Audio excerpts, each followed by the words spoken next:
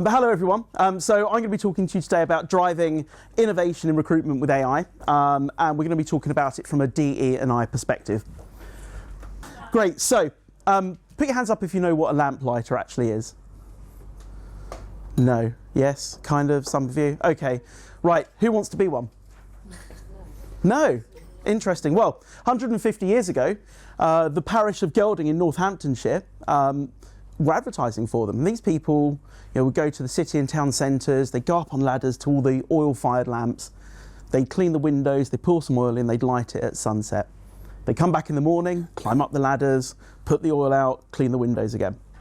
150 years ago, this was a genuine advert in a newspaper. £2 a week. Cost of living a little bit more now.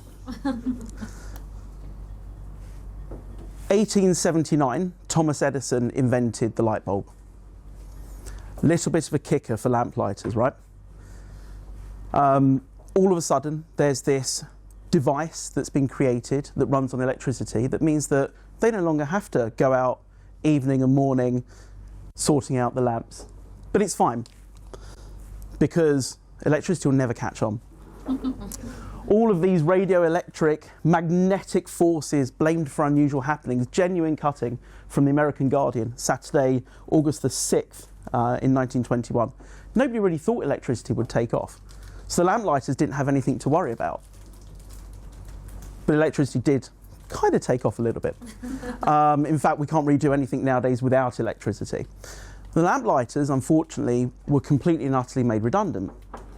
The sensible lamplighters retrained as electricians, street lamp technicians, or whatever you want to call themselves. The ones that weren't sensible, unfortunately, they did not, and they went the way of the lamplighters, and they were, consigned to the history books. So look, this is my call to arms, and this is the whole point of what I'm trying to say to you, is that AI will never ever replace recruiters, but recruiters using AI will absolutely replace recruiters that aren't using AI. I'll step back, everyone's taking pictures. Not of me, of the slide. So, hello. I'm Martin Redstone, as Mark said. A little bit about me. I've been in recruitment for 18 years. In fact, January marks my 18th anniversary in the industry. For the last 11 years, I've been working in recruitment technology. But for the last 6 years, I've been heavily focused on conversational AI for recruiters. So chatbots, voice bots, those kind of things. And obviously for the last 12 months, that's also included something else that begins with chat. Just for my nerd credentials, I've got a degree in computer science. Before I was in recruitment, a mobile telecommunications engineer. I'm currently the chair of the Global Summit on Chatbots and Voice. I'm the founder of Bot Jobs, which is a job board dedicated to conversational AI professionals. But most of my time, I'm working for my own consultancy, which is PeopleBots, which is all about helping recruiters adopt artificial intelligence. And actually, this is a genuine picture of me working in my lab on a robot. My kids think I build robots. So.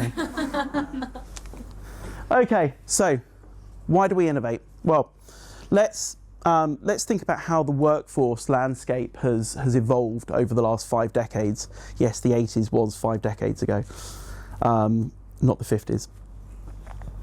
So, the 80s, we talked about professionalism. Everyone wore pinstripe suits. Everybody had shoulder pads. Longevity. Everyone was in the same business, same job for 20, 30, 40 years until they retired and got a golden clock. There wasn't really much when it came to technology. 90s happened, technology started to come about, people started having computers in the workplace, the internet started evolving. Moving into the noughties, people started getting a little bit more involved with online technology, social media. Things started to change when it came to the gig economy. Companies and organisations started becoming a little bit more global. Then in the 2010s, it was all about mobile technology and cloud computing, and everybody started to realise that they had a little computer in their hands that could do so much more. And then in the 2020s, now, we've seen the advent of remote work with COVID and what have you, but also the advent of AI as well. So, a lot has changed since the 80s. But why do we do things that are still quite old-fashioned in our world? This is a quick diagram, ironic, diagram of how somebody would nowadays apply for a role. So they come onto your website or a job board, they'd find the job advert, they'd apply by filling in a long application form. They'd maybe try and call you to talk about it. You might try and call them to talk about it. Call. You don't really get much. They get an auto-response email from you. Do they reply? Don't they reply? We keep chasing. Finally, the candidate responds to you.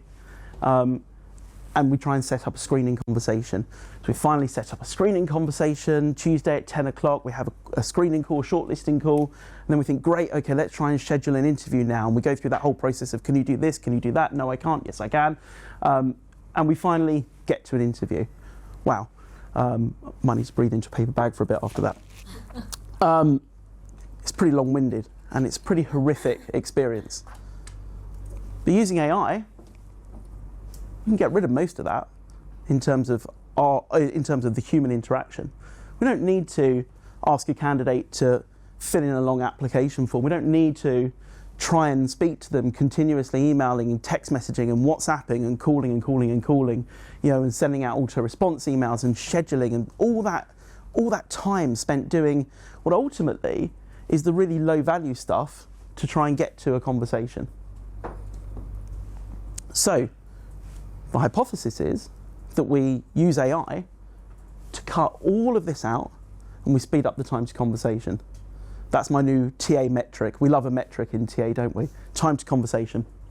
I think that's going to be really important in the future. And if we can do it there, well, we can do it across the entire talent journey.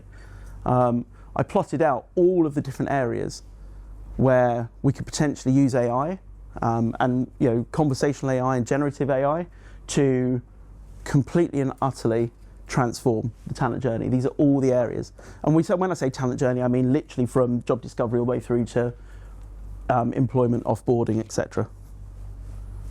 Coming out of the way of you. And we know that if we do that, it enhances the candidate experience. If we think about candidates, they're not some kind of subsect of the human species. They're like us. They shop on Amazon, they go and eat out at a fast food restaurant, etc., etc., etc.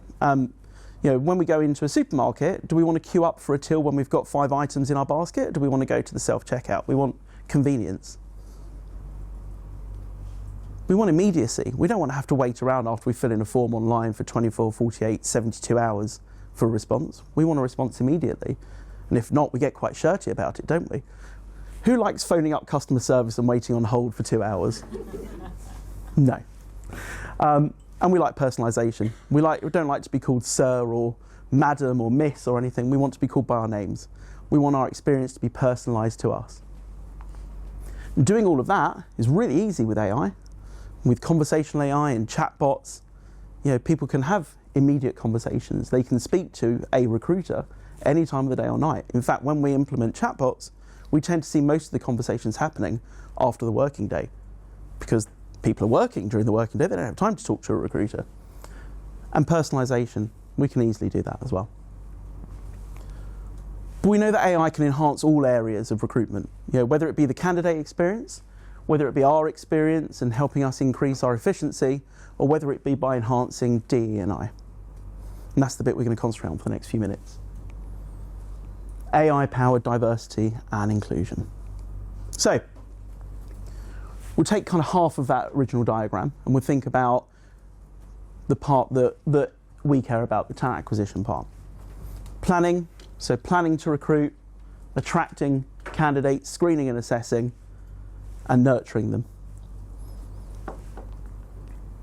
When we think about planning, we think about workforce planning, we think about salary benchmarking and all those kind of things. So, AI-powered data analytics. ChatGPT is probably the best data analyst you can have in your team, to be fair.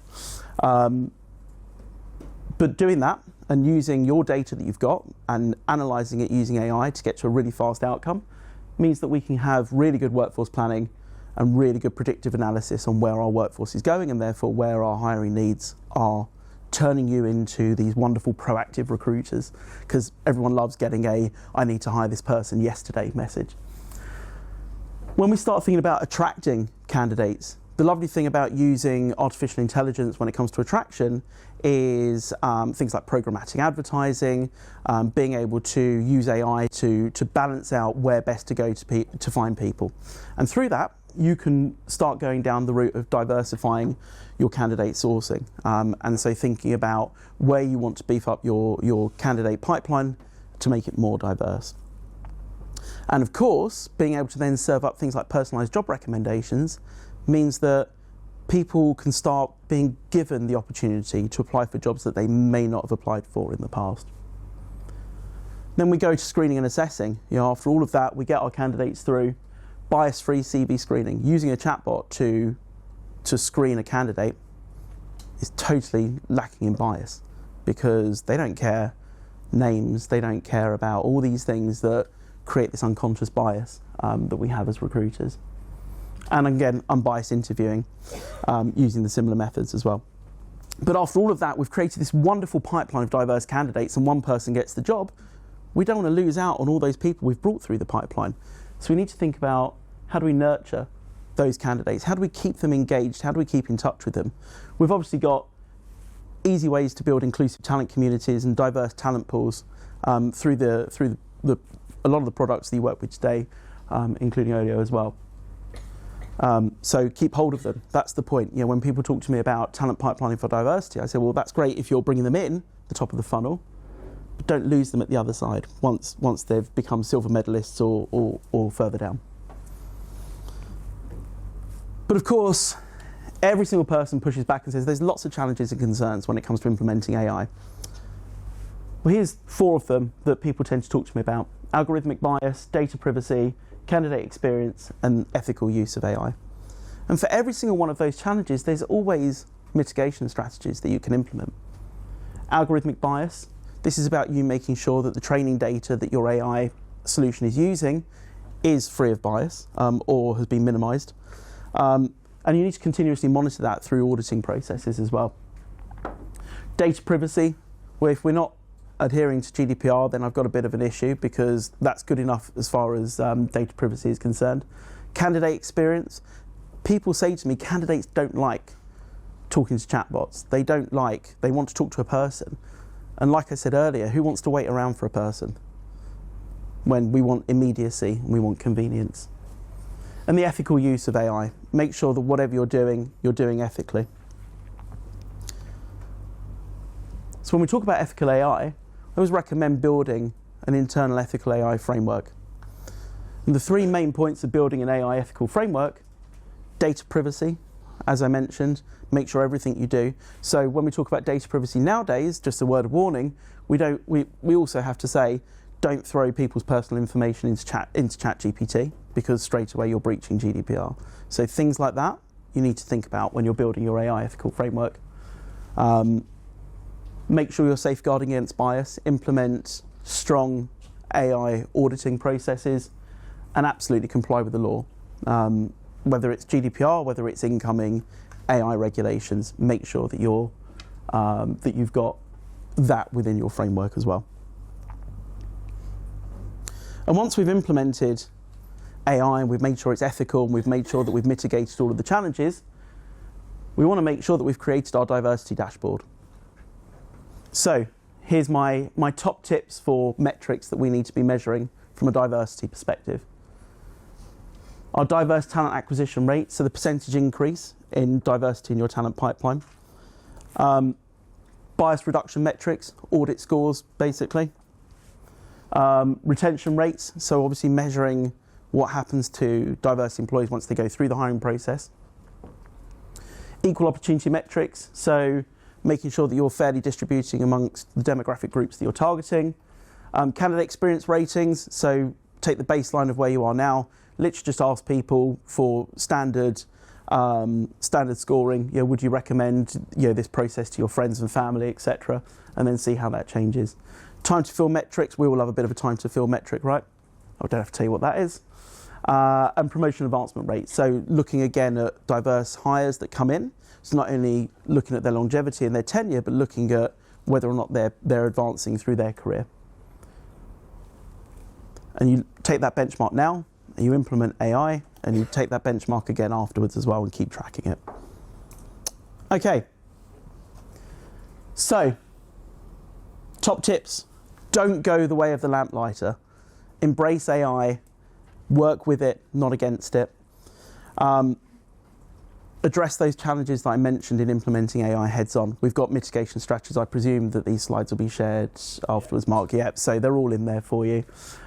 Make that commitment to ethical AI, build that ethical AI framework, agree your success metrics, and make sure you've got your dashboard ready, and just embrace AI to deliver your DE&I strategies.